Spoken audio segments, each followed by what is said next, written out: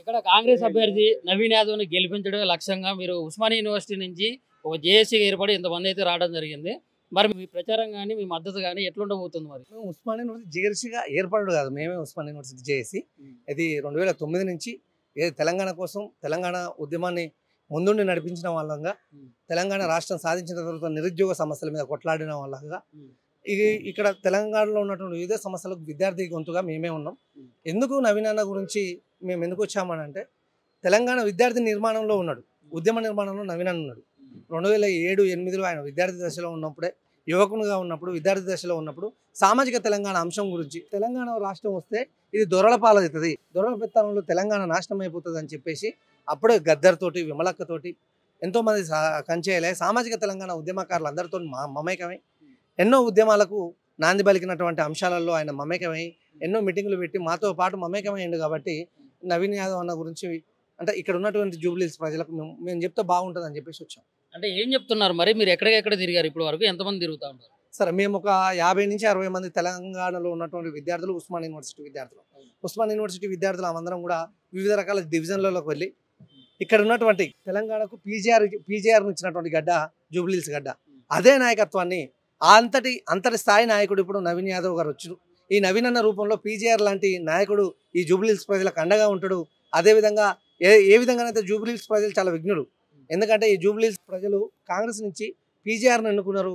అదేవిధంగా నవీన్ అన్నను కూడా ఎన్నుకుంటే వాళ్ళకు విద్యార్థి దశ నుంచే ఎలాంటి రాజకీయ లాభం లేకుండానే ఎన్నో సంక్షేమ కార్యక్రమాలు అందించి విద్యార్థులకు, నిరుద్యోగులకు కోచింగ్ల కోసం అని చెప్పేసి ఒక 2000 మందికి తన సొంత ఖర్చులతోటే కోచింగ్లు ఇప్పించి వాళ్ళు కూడా జాబర్లు అయ్యారు.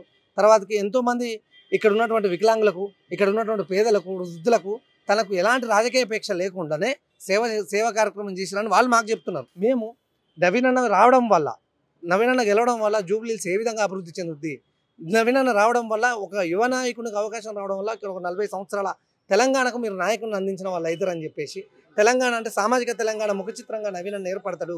ఈ నవీన్ అన్న గెలవడం ద్వారా జూబ్లీహిల్స్ ప్రజలు నిక్కర్సుగా, నిజాయితీగా, తన నిట్టూర్పుగా వాళ్ళకి కావాల్సినటువంటి సంక్షేమ పథకాలన్నింటినీ కూడా అందజేసుకోవచ్చు, వాళ్ళ అభివృద్ధిలో భాగస్వామ్యం కావచ్చు అని చెప్పేసి వాళ్ళు కూడా సంతోషం వ్యక్తం చేస్తారు. పీజీఆర్ అంత సమర్థవంతమైన వ్యక్తి నవీన్ యాదవ్ అని మీరు ఎట్లా చెప్తారు? ఖచ్చితంగా అండి. ఎందుకు నవీన్ యాదవ్ పీజీఆర్ అంత సమర్థుడు కాగలుగుతాడని ఎందుకు చెప్తున్నాం అంటే, తను విద్యార్థి నాయకుడుగా తెలంగాణ విద్యార్థి ఉద్యమ నిర్మాణంలో ఉంటూ, తెలంగాణ నిర్మాణంని చూస్తూ, తెలంగాణ రాష్ట్ర సాధనలో తన పాత్ర ఉన్నది, అదేవిధంగా ఉద్యమ పాత్ర ఉన్నది. తర్వాత యువకునుగా బీఆర్కు చదివిన విద్యార్థి, తర్వాత మేధావి, తర్వాత తెలంగాణ రాజకీయాలన్నింటినీ కూడా విశ్లేషణాత్మకంగా విశ్లేషించగలుగుతాడు, తను మాట్లాడగలుగుతాడు, రాయగలుగుతాడు. తన యొక్క స్వతహాగానే తను రాజకీయ మేధావి. అన్ని విధాలుగా ఆ ఒక నాయకునికి ఉండవలసినటువంటి సామాజిక తెలంగాణ ముఖ చిత్రం కావాల్సినటువంటి నాయకునికి ఉండాల్సిన లక్షణాలను కూడా నవీన్ అన్న చిన్నప్పటి నుంచి అవలంబించుకున్నాడు, ఎక్కించుకున్నాడు. కాబట్టి మేము ఖచ్చితంగా బల్లగుద్ది చెప్తా ఉన్నాం, పీజీఆర్ లాంటి నాయకుడు ఖచ్చితంగా నవీన్ అన్న రూపంలో ఈ జూబ్లీహిల్స్ ప్రజలకు దొరుకుతాడు. ఇప్పుడు మీ లెక్కనే ఓయూ నుంచి మరి బీఆర్ఎస్ వాళ్ళు బీఆర్ఎస్కి, బీజేపీ వాళ్ళు ఇటు బీజేపీకి ఇట్లా మద్దతు ఇస్తూ ఉన్నారు. మరి ఇక్కడ బీఆర్ఎస్ నుంచి మాగంటి సునీత గారు, ఇటు లంకల దీపక్ రెడ్డి గారు బీజేపీ నుంచి అయితే పోటీ చేస్తూ ఉన్నారు.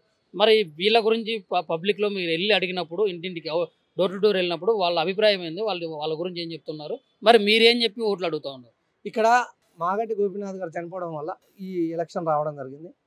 సునీత అనేట ఆమె గురించి వాళ్ళే చెప్తున్నారు, ఇక్కడ నాయకుడు చనిపోయింది, వాళ్ళకి నాయకుడు, ప్రధానమైనటువంటి నాయకుడు లేడు, నాయకత్వ లోపం ఉన్నది. ఇక్కడ నాయకుడి కోసం ప్రజలు ఎదురు చూస్తున్నారు. ఆయన చనిపోవడం వచ్చిన తర్వాత ఒక వ్యాక్యూమ్ వచ్చింది. ఆ నాయకుడి రూపంలో నవీన్ అన్న ఉన్నాడు. ఇక్కడ ఎప్పటి నుంచో నవీన్ అన్న ఎలక్షన్ల ప్రజల కోసం పనిచేస్తున్నటువంటి వ్యక్తి కాబట్టి మేము నవీన్ అన్నతోటే ఉంటామని చెప్పేసి జూబ్లీహిల్స్ ప్రజలు అంటున్నారు. అయితే ఇక్కడ జూబ్లీహిల్స్లో చాలా వరకు మేము సర్వే చేసిన దాన్ని బట్టి మాకు అంటే వాళ్ళ ప్రజాభిప్రాయం తెలుసుకున్న దాన్ని బట్టి అయితే ఇక్కడ రౌడీ షీట్లో సంబంధించినటువంటి బ్యాక్గ్రౌండ్కి సంబంధించినటువంటి వ్యక్తి నవీన్ యాదవ్. అదేవిధంగా ఇక్కడ నవీన్ యాదవ్ గెలిచినట్లయితే ఇక్కడ రౌడీజం పెరిగే అవకాశం ఉంది, రక్తపాతాలు పెరిగే అవకాశం ఉంది, దౌర్జన్యాలు పెరిగే అవకాశం ఉంది అని చెప్పేసి అంటున్నారు. మీరు ఉస్మానియా యూనివర్సిటీ విద్యార్థులుగా మరి మీ అభిప్రాయం ఏంది? ఒకవేళ మీరు రౌడీ షీటర్ అని తెలిసి కూడా మీరు మద్దతు ఇస్తే మరి విద్యార్థులకు మీరు ఎంతవరకు మద్దతు ఇస్తారు? ఇక్కడ రౌడీ షీటర్ అన్న పదం కేవలం బీఆర్ఎస్ వాళ్ళు ఆరోపిస్తున్నటువంటి మాట. ఇది వ్యక్తిగతమైనటువంటి హననం చేయడం తప్ప, నవీన్ అన్న ఒక విద్యార్థి నాయకుడు, తను ఒక బీఆర్కు చదివినట్టు ఎంఆర్కు చేసినటువంటి ఒక విద్యార్థి, తను ఒక మేధావి, తను విశ్లేషణాత్మకంగా రాజకీయాలను మాట్లాడగలుగుతాడు, తర్వాత వివరాత్మకంగా రాజకీయాలను చెప్పగలుగుతాడు. తను ఒక అట్టడుగు కులాల నుంచి వస్తున్నటువంటి ఒక బీసీ నాయకుడు కాబట్టి ఇక్కడ పార్టీలు అన్ని కూడా అగ్రకులాలకు సంబంధించినటువంటి పార్టీ నాయకులు, ఇక్కడ పార్టీ అన్ని పార్టీలు కూడా అగ్రకులాల నాయకులు ఉన్నారు కాబట్టి ఈ బీసీ నాయకుడి నుంచి వస్తే నవీన్ అన్న ఒక 40 సంవత్సరాల పాటు రాజకీయాన్ని శాసించగలుగుతాడు. జూబ్లీహిల్స్ ప్రజలకు అభివృద్ధిలో అంటే జూబ్లీహిల్స్ ప్రజలతో మమేకం కావాల్సి వస్తుంది. ఈయనను ఇప్పుడు కనుక వారించకపోతే ఇంకెప్పుడు వారించలేమని ఒక కుట్రపూరితమైనటువంటి ఒక లోపపూరితమైనటువంటి వ్యవస్థతోటి ఆరోపిస్తున్నటువంటి మాటలు. ఈ మాటలు జూబ్లీహిల్స్ ప్రజలందరికీ తెలుసు. ఒక ఆకు మీద నీళ్ళు ఏ విధంగా అయితే పడతాయో నవీన్ అన్న మీద జరిగినటువంటి మాటలన్నీ కూడా ఆ విధంగానే కారిపోతాయి. అసలు ఆ బీఆర్ఎస్ వాళ్ళ కంటే పెద్ద రౌడీలు ఇక్కడ ఎవరు లేరు. బీఆర్ఎస్ పార్టీ కేటీఆర్ కంటే పెద్ద రౌడీ లేడు. ఇక్కడ వాళ్ళకంటే పెద్ద రాష్ట్రాన్ని దండుపాల్యం బ్యాచ్ని మరి మైమర్పించేలాగా నేను చెప్పేది కాదు, కవిత చెప్తున్నది. రాష్ట్రాన్ని దండుపాల్యం బ్యాచ్నే మైమర్పించేలా దోచుకున్నది కేటీఆర్, హరీష్ రావు అని చెప్పేసి కవిత చెప్తున్న మాట. కవిత బయటకు వచ్చి లక్షల కోట్లు మా వాళ్ళు దోచుకున్నారని కవిత చెప్తున్నటువంటి మాట. ఆ విధంగా వాళ్ళ కుటుంబ సభ్యులే ఆరోపించుకుంటున్నారు కాబట్టి ప్రజలందరికీ తెలుసు దండుపాలెం బ్యాచ్ అంటే బీఆర్ఎస్ అని, బీఆర్ఎస్ అంటే దండుపాలెం బ్యాచ్ అని. వాళ్ళు కొత్తగా మనం వాళ్ళది ఏంటంటే ఏదో ఒకటి అనాలి కదా. ఒక స్వచ్ఛమైనటువంటి వ్యక్తి మీద, ఒక నీతి నిజాయితీ మేధావి పైన, ఎలాంటి మచ్చలేని వ్యక్తి పైన ఏదో ఒకటి రూయాలంటే వ్యక్తిగతమైనటువంటి ఆనందం చేయాలి. వాళ్ళ ఇళ్ళలో తొంగి చూడాలని చెప్పేసి బీఆర్ఎస్ పార్టీ నాయకులు వ్యక్తిగతంగా మాట్లాడుతున్నారు. నువ్వు ఏం మాట్లాడినా వ్యక్తిగతంగా దూషించడం అనేది తప్పని చెప్పేసి కూడా మేము హెచ్చరించడం జరుగుతాం.